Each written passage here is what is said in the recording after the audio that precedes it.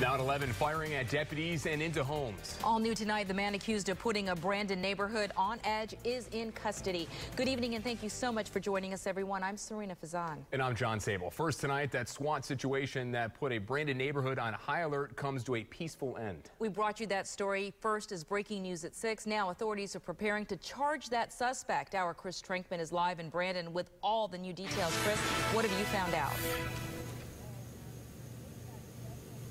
Hillsborough County Sheriff David G. says that his deputies showed great restraint by not opening fire on a man who fired as many as 20 rounds into the neighborhood and at deputies from his driveway. Take a look at the windows here. You can see where the SWAT team fired in tear gas canisters to try and flush the suspect out. The sheriff says that in many cases like this, the suspect usually ends up dead.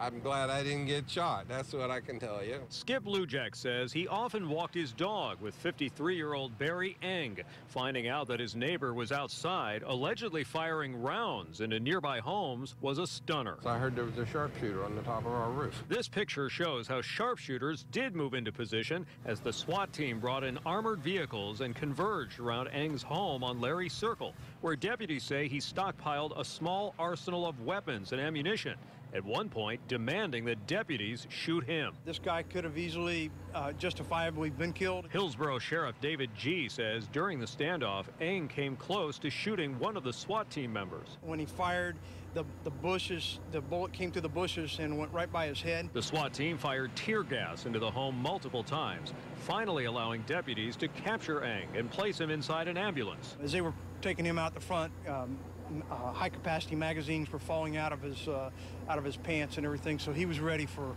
battle tonight, no doubt about that. Residents who live down the street were kept away from the standoff, helping to avoid the chance of children getting hurt. You know, there's kids always riding bike up and down, and today we were going to take that walk at, 4 or 5 o'clock in the afternoon. Thank God we didn't. I mean, he was out there in the yard.